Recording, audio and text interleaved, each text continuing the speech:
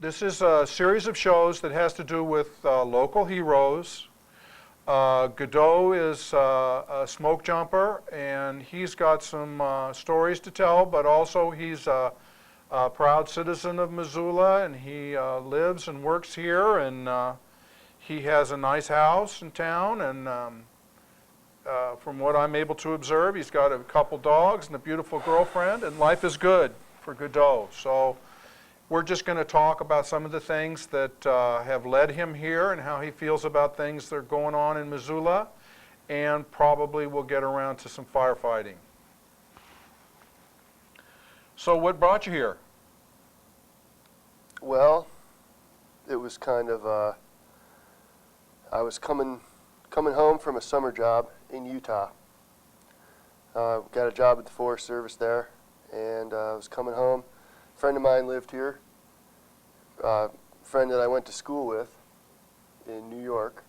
I went to a forestry school there, and he was living here and told me to stop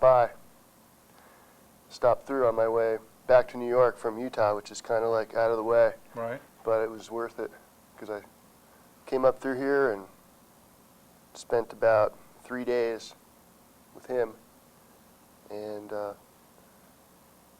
he was going out on a mountain rescue team training, and I was like, I got to come back here because I like mountains. That's good. Yeah. So So I came back in January. Great. Right in the middle of the winter, huh? Of '93. Of '93. Yeah. And so were you able to pick up some training at that point, or did that kind of... Well, no, I wasn't in fire yet. I was came back here and enrolled in school, the university, to finish up, get my bachelor's degree in forestry. Uh-huh. So, so I did that, and continued with my summer job, which was in Utah.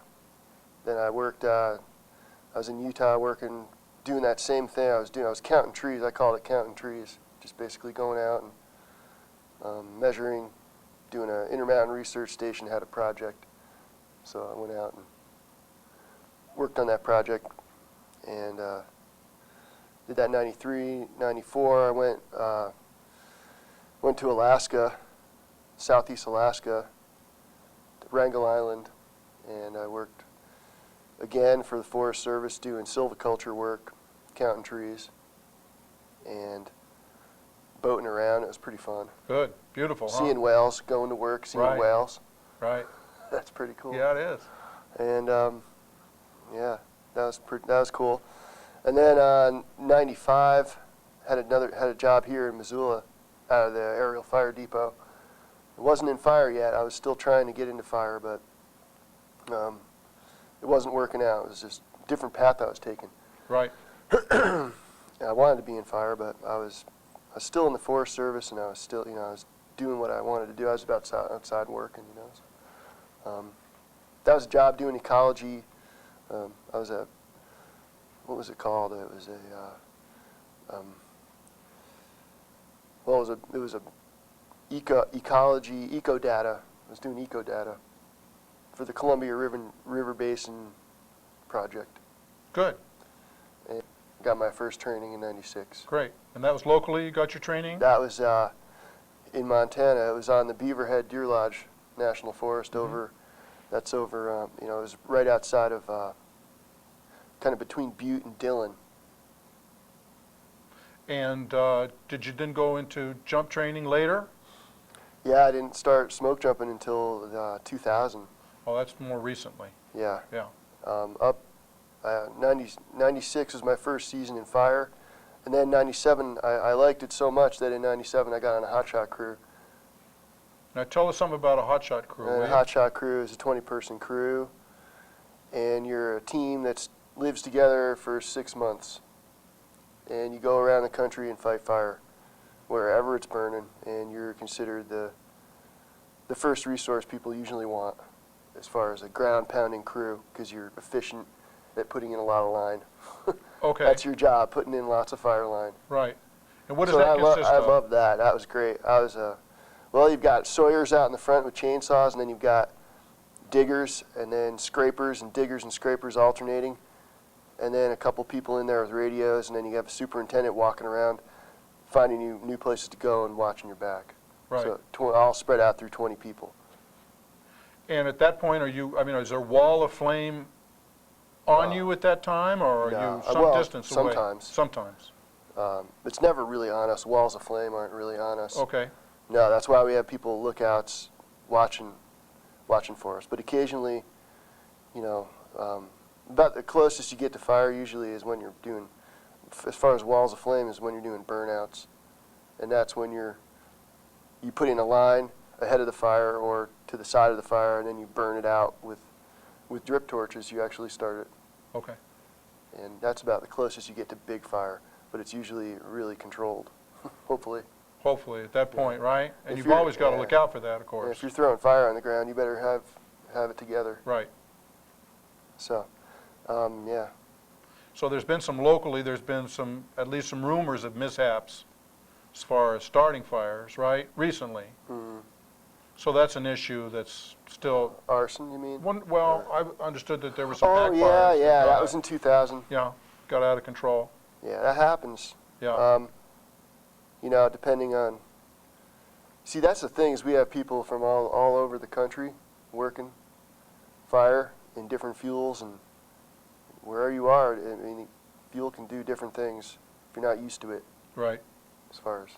So just how fire combusts and how it reacts to whatever the conditions are at that moment varies widely from yeah, terrain and Complete. all Yeah. types of different weather conditions, huh?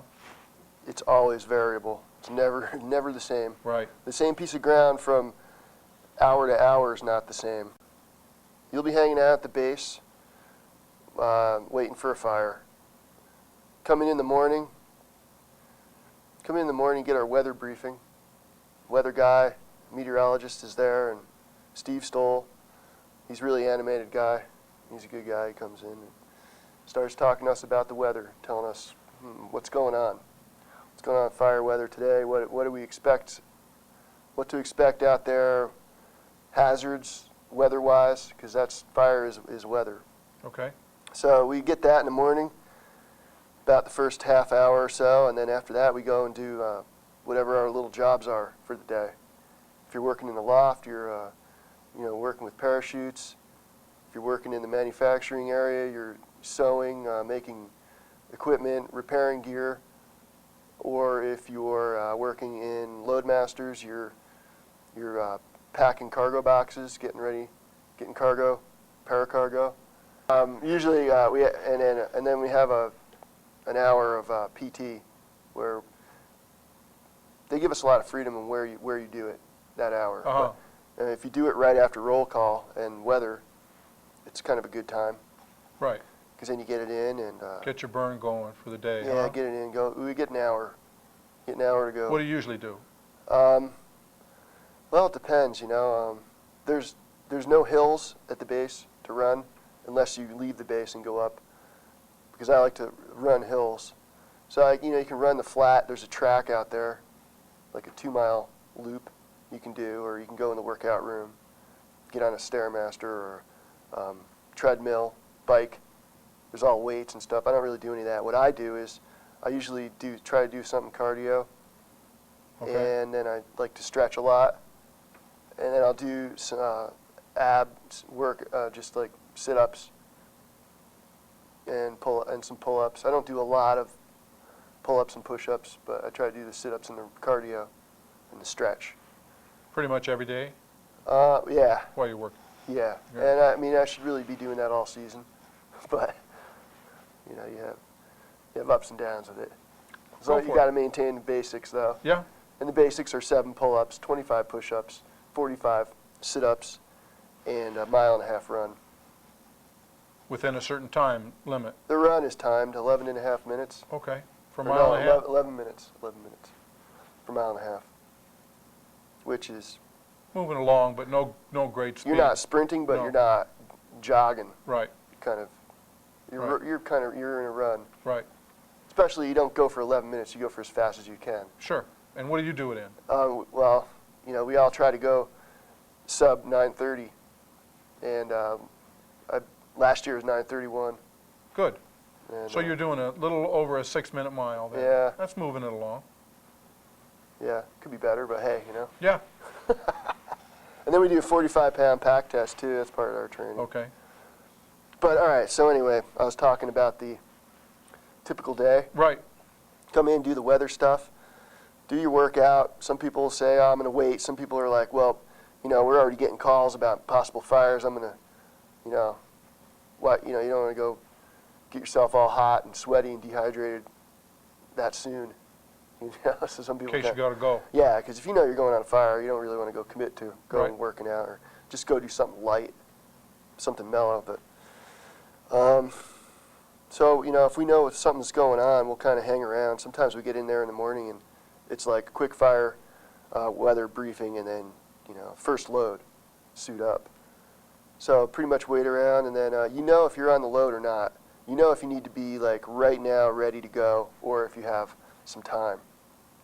Right now ready to go means, I mean, if you're on the first load, if you're on the list on the first load, depending on the airplane size, then you got to be ready to go.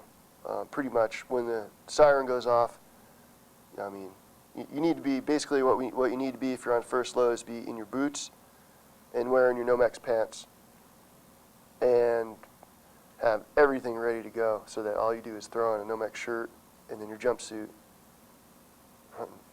you know, suit up, shoot up. Right.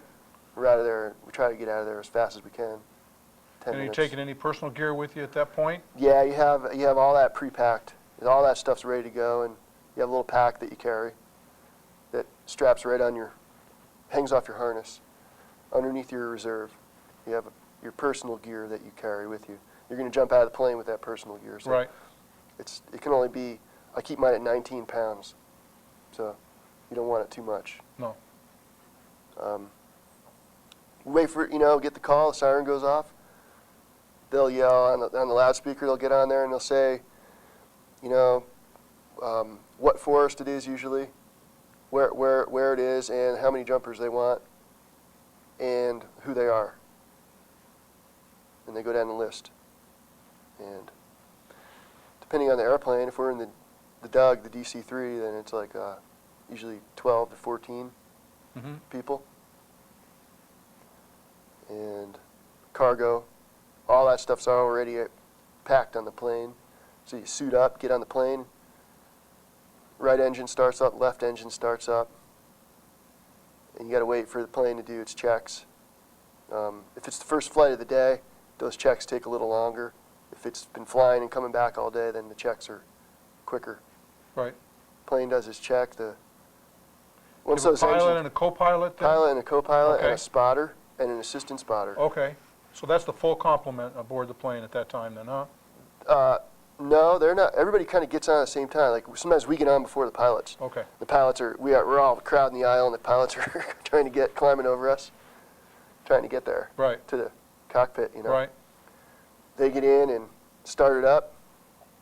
Usually, a big plume of jet exhaust comes into the airplane, and people breathe through their gloves because it's got that sweet, harsh smell.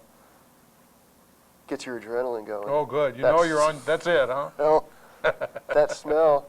Put in some earplugs and put And on. you just get, here they come, Yeah, right? All those yeah. hormones starting a big cocktail, That's right? just the engine starting. Yeah. That's when it starts. And then you're sitting there and put your belt on.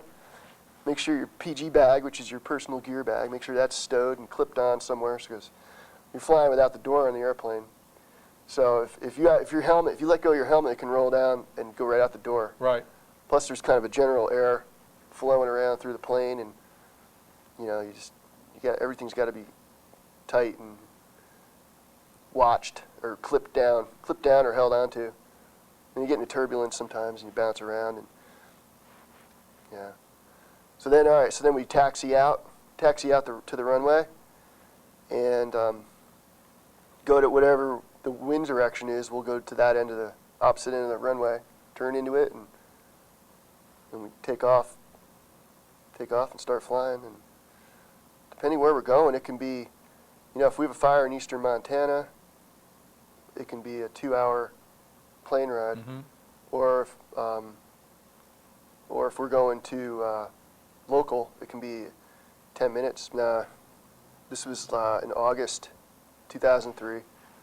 It was in the North Cascades out of Winthrop, Washington, and we knew about it the night before.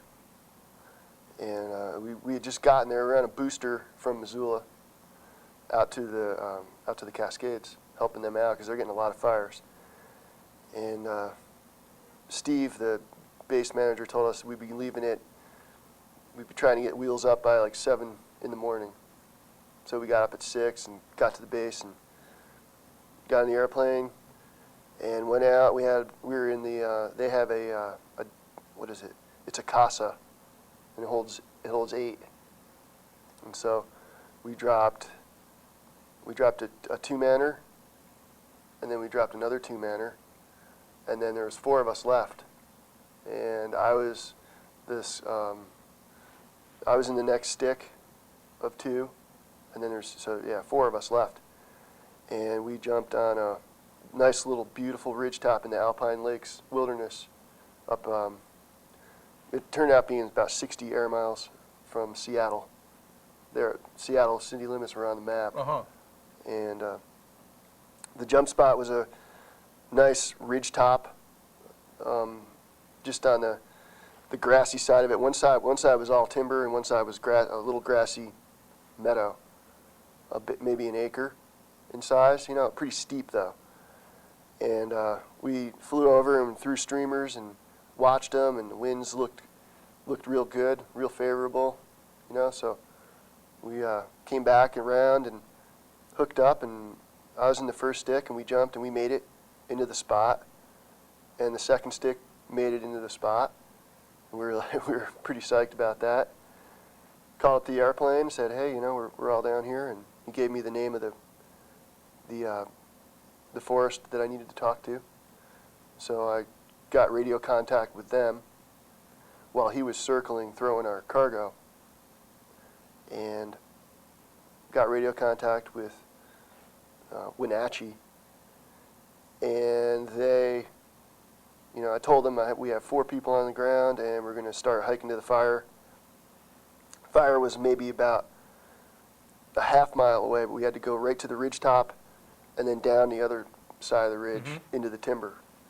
And we got into it. We were hiking down there. Myself and Sarah went first, and we left 2 of the other guys back to get our gear and stuff like that. I wanted to get to the fire as fast as I could to size it up. If we had to call for anything else, we could let the plane know. So I was walking down the hill, and the ground was so dry, and it was hard because it was dry, and it was steep, and there was this mountain heather. We were at about 8,000 feet in this really short plant, so it makes it like it's waxed, and you'd walk down and you'd slip, fall on your butt, and go flying down the hill. But I got to the fire, and it was like, I don't know, it was about 1/10 of an acre, which isn't too big. It's maybe like a 30-foot circle about, and then there was a spot fire below it through the brush, through like 15-foot tall alder that you had to crawl under it, and it was crazy. And so I called them in and told them what we had, and then the airplane called down to me. The spotter called down and said that the chainsaw had hit the cratered into the ground. Basically, when he kicked it out the door, the cargo chute opened up and ripped off the box, and the box just went free falling to the ground. And the saw was in pieces, so we had no chainsaw, and we'd already dropped 2 fires. We didn't have a spare, so we would normally carry 3 saws, at least. So it just turned out that we didn't have another chainsaw. So here we are, 4 of us on this fire, and it's mid-morning now. It's about 9 o'clock, 9 to 10, and we're not into the heat of the day yet. So we knew it's going to get worse. It's not going to get better. And this fires, there's all these snags, burning trees, and we couldn't really get under them to work because if they were just falling randomly, and we need a chainsaw to get in there and drop those trees so we can get in and scratch line. So we were kind of backed off that main fire and just kind of hanging out. And I went down to the lower fire and I hung out around that, started putting some line in, and all I had was my Pulaski, and it was, you know, as you're trying to cut through bouncy brush with a Pulaski with an axe, it's not easy because there's no resistance. You hit something and it just moves on you. It's like at least a tree is solid and you can get a nice chunk out of it, you know. So anyway, I was down there doing that, and we got a call from the airplane that they were going to be about 2.5 hours. They had to go all the way back to Winthrop, land, get another chainsaw, take off, come back. And so I was like, all right, well, we'll see what we can do. So we got a helicopter and a bucket, and the helicopter had, you know, a bucket hanging underneath it. And there was a lake only about a 1.5 miles away from us, nice little alpine lake, and you go and dip out of that. And he was holding our fire for us with that helicopter, and I was on the ground. I had this stick, and I tied a piece of flagging on it, and I'd throw the flagging right where I wanted it, and he'd hit that with the bucket. And he goes, yeah, it's an old logging trick, because he was a helicopter logger.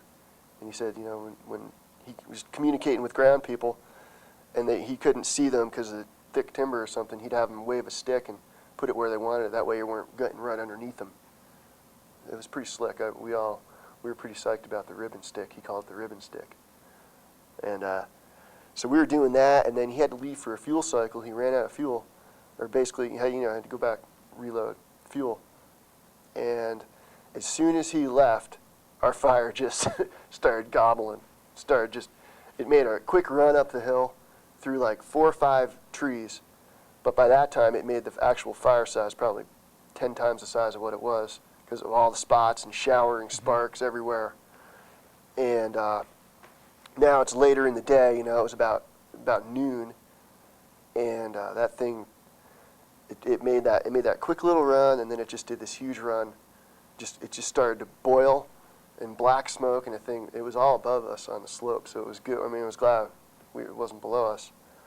We watched that thing just take off and go straight to the ridgetop, and I called in. I said, you know, I called them and said, you know, we need a Type 3 IC. I'm only a Type 4, you know, the next level. We need the next level, incident commander, and we're going to need some crews and probably need some retardant. And we're leaving right now. We're leaving, going to a safe spot. So we did. We left. We walked out of the side and got up back to the ridge, and it made that big run, and it was just kind of creeping laterally now, but it was all over the hill. It was 100 acres, or 70 to 100 acres. I couldn't tell. You know, it was just like, it's big. Yeah. Yeah, so that was pretty pretty squirrely. So how did you get yourself out of that? Well, we just hiked. We hiked, and we hiked hard. And I went ahead. I was the IC. I wanted to get ahead and make sure that we were hiking to a place that was good. So I had everybody generally go to the jump spot. I said, go back up to the jump spot, and I'm going to head farther up the ridge and look for a good, clean area for us to go to. We knew that from flying, circling above this fire, we knew there was a big rock slide. There was no timber. There was snowfields and rocks, and I wanted to see how far that was. So that's a safe place. Very safe. Okay. Yeah. So I took off there as fast as I could, and the rest of the guys and Sarah, guys, they got Sarah's actually a squad leader, so she was kind of running that show down there, and that was good. I felt good about that. And then I got up to that snowfield rock area and called down and told those guys it was a good area to go to, and everything was looking good. I had my eyes on the fire. I was watching it, and they had time to get up there and just to do it.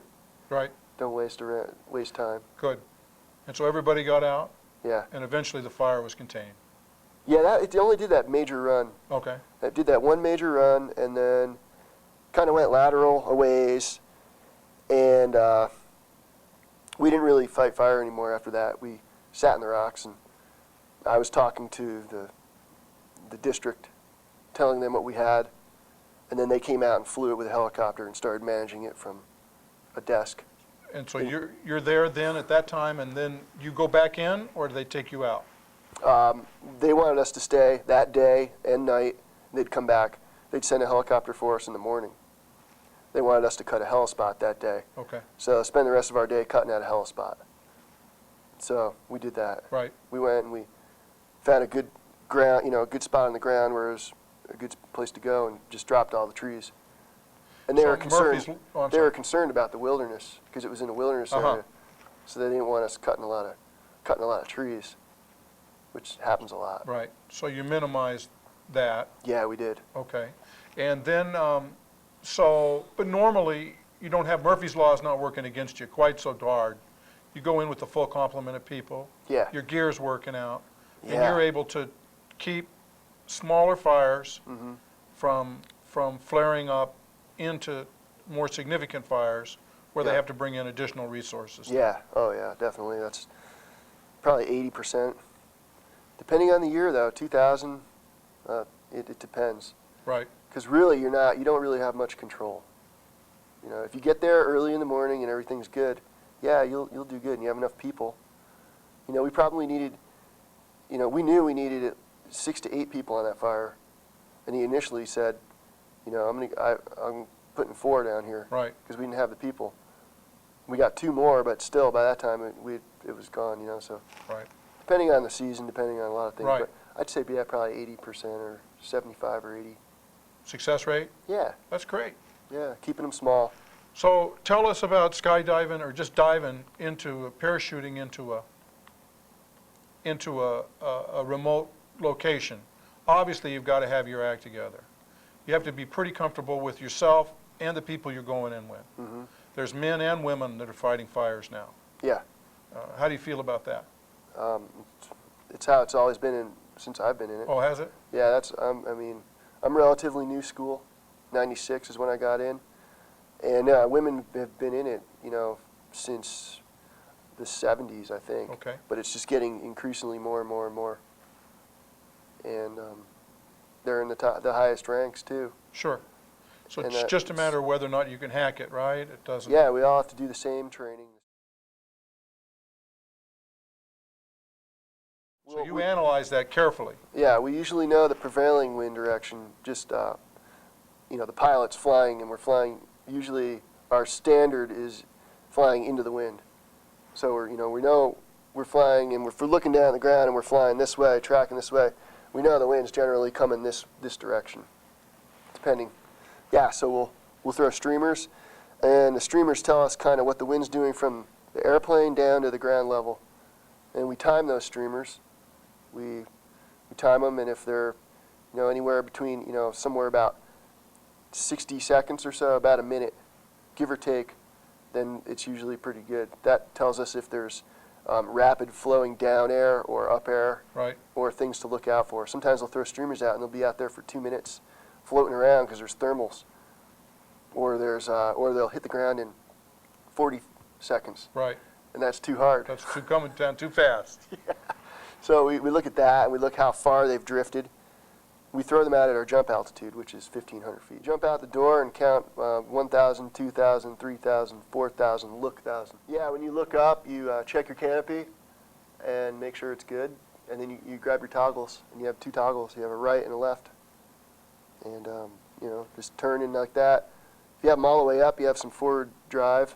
And if you have them all the way down, you're kind of just descending, kind of oscillating down. Do. Yeah, sometimes the fire's here, and there's an ocean of timber for miles, and then there's a jump spot, maybe. Right.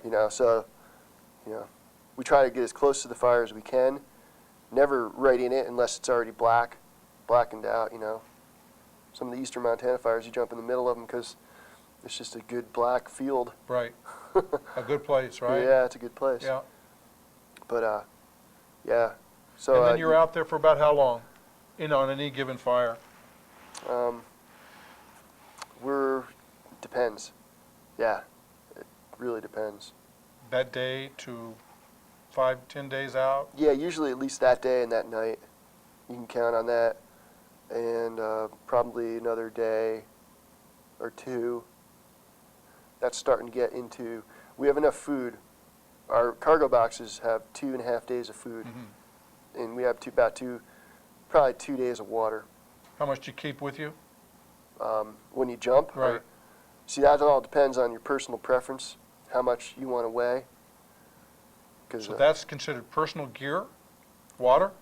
Well, if you're jumping with it, yeah. Oh, If you're jumping with it, it's part of your exit weight. I see. It's part of what you're going to be loading underneath your parachute. It's part of what's going to be hitting the ground. It's part of what you're going to have to roll with. You know what I'm saying? Yes, I do. Yeah, the more weight you have under that canopy, the faster you drop. So you want to keep it as minimal as possible. I'm on the kind of the high end of our 200-pound limit is what we, and if I'm loaded down with 25 pounds of gear and whatever else, it's just getting to be too much. So I just carry 1 quart. 1 quart of water. I carry 1 quart, and that's for right when I get on the ground, take off my jumpsuit. You've been sweating in that thing, drink it right there. And then we're throwing 5 gallons per 2 people, and then 2.5 days worth of food. So you've got to keep a good measurement on, what you're consuming, the amount of water that you intake, because you've got to make it last. And you're never sure that you're coming out within any certain time frame. No, in fact, I jump with no water, but I never know. Right. Because you don't know if you, say, typical, this happened on a fire. We jumped, and everybody got on the ground, and then a thunder cell came in, and the airplane almost didn't have time to drop our cargo. Right. So there we would have been on the ground with whatever we had in our packs, and nothing. And bad weather And conditions. bad weather, and there's nothing you're doing about Right, weather. Right. So I carry that quart's more of a emergency, Mm-hmm. just in case, But usually, there's water streams. We Something. don't go out without a map. Good. We go in there with everything we need. It's nice. Some fires are just we call them para-camping experiences. Right. Para-camping. I hear you. You jump it. Here's a beautiful fire. 2 people going out, get on the ground, and you have 1 tree burning. 1 tree like in the roots and the duff, little 2 foot by 1 foot smoke that's somebody reported, that a lookout saw, and you guys get on the ground and put that out, and your work's done, and you just kick back. You're on the clock. Yeah, kick back through another burning. Make sure it's not going to Right. catch up and go, and then hike out of there. Oh, you hike out at that point, Well, yeah. depending where you're at. Yeah, we call it in. Call in, say, hey, the fire's out, or the fire's not out. Do you guys want to monitor it? We negotiate. We pretty much, it's like we're working for somebody when we go out there. So Sure. we do what they want. We ask them what But they you want. make the call on that, Yeah, you got pretty much. You tell them what the conditions are. Yeah, you got to be diplomatic sometimes with them, because sometimes they're not on the same page. Right. So communication skills are important Oh. wherever you work. Definitely. Good. Well, there's probably a lot of red tape involved in all this. And you're in other people's home territory as often as not, so Yep. you have to obey the rules of the road as far as, Yeah, basically the way we're looking at it is they're the customer. uh-huh, They're the customer. okay, You want to treat the customers always right? okay, But we got lives and safety involved. right, So the customer's always right to a certain point. all right. On an individual basis, what do you think people can do as far as their own properties are concerned? I think that what we need to do is we need to look at managing forests. I heard this a few years ago, and it really makes sense. Managing where the people are, managing forests for social context, and then managing forests for an ecological context, and not trying to mix the two together, which is what we've been doing for too long now, and we're just butting heads. And we need to let the wilderness be the wilderness, and we need to let the urban areas, we need to treat them not like wilderness. We need to not even think about the wilderness aspects of it, but more of the society, social aspects of it. We have people living here, and that's what we need to look at. Right. And then draw a line. And I'm not saying where that line should be. It's not doing anything. We're scattered all over the place. Right. We're out doing hazard fuel stuff out in the middle of nowhere, or we could be concentrating that effort in a subdivision, Exactly. Right. Rather than doing it 5 miles away, do it right there around the subdivision and work from the center outward and call it good somewhere, depending on topography or fuel type or something. And then, call that 100% suppression. We're going to put every single little fire we get here, we're going to put it out. In other areas, we're going to, that's the idealistic approach, I think. But my own idealistic approach. Well, idealism being one thing, but it helps to have an approach Yeah, that works. I think it would work. I really do. It would concentrate effort better, and we'd still be letting nature be nature. But where there's people, nature is not nature anymore. Okay, good point. Where there's people, you've already altered it. So you should step up and continue and keep it safe, keep it good, keep it. Everybody wants to live with nature and live, out there and have all the beautiful trees around their house and the nice little thickets of dog-haired Douglas fir and lodgepole pine. It all looks good and it's good screening, visual screening. But if there's a fire and there's some wind, that's what's going to take out your house, possibly, or make people panic. There's just, where people live, we should be managing it different than where people aren't living. Great. A social and ecological. I think we should polarize it. Have a social management and an ecological management. Where there's people, we need to look at it as 100% putting it out or preventing it, or and I'm not talking about moonscaping either. I'm talking about smart. You could still make it look good, live with trees and bushes and shrubs and have the right stuff there, the right proportions, sizes, distances, a canopy, things like that, and make it aesthetically pleasing, and still live in a nice aesthetically pleasing place, and at the same time having it be a smart fire landscaping. Sure. And then where there's not people, where there's ridges and mountaintops and running up to snow line and rocks, manage it different there. I want to know what you think, Godot, about young people who might want to get a start in the Forest Service or working as a smoke jumper, or there's you can go to what they call guard school, and it's basic firefighter training. You go do that, and that gets you your red card. And that, if you have your red card, then you're in a national registry system for wildland firefighters, and you can become part of the pool that way. But you need to get that red card, and there's different ways to go about doing it. You can do it privately. You can get onto a district and do it through the Forest Service or BLM or Fish and Wildlife, whatever. There's lots of different ways to do it. Missoula has a program where they go for a few months and they do it at the university forestry building. good. Yeah, they have a course, night course, to get your firefighter. Okay.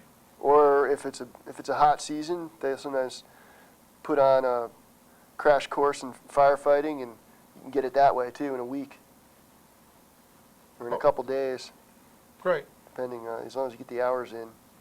Good. Basics. And you've worked with young people coming up. Are they how do they feel about it once they really get into firefighting?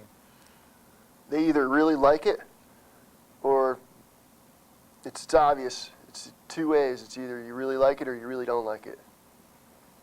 So you find out pretty quick after 1 or 2 fires whether you like it. If you like it, you kind of like a little bit of adversity. you kind of get off on it, Yeah, you know, hiking, sweating, working hard, but camaraderie along with it, and feeling good about what you're doing, good, feeling healthy. good. So what are your plans for the future? I think for right now, I'm going to keep doing this. Support. I think what it is having a way to support your lifestyle. If you can support your lifestyle, being happy, supporting your lifestyle, whatever it is, that's what I'm going to try to do. Good, And that's evolving all the time. great. Well, here's to the evolution of happiness then. We want to wish you the best. Be safe out there. Do your best. I know you're providing a lot of leadership over at the Smoke Jumper School, so take care of those folks out there, and thank you for stopping by. All right. Okay. Thank you, Missoula, You're and we'll welcome. see you soon.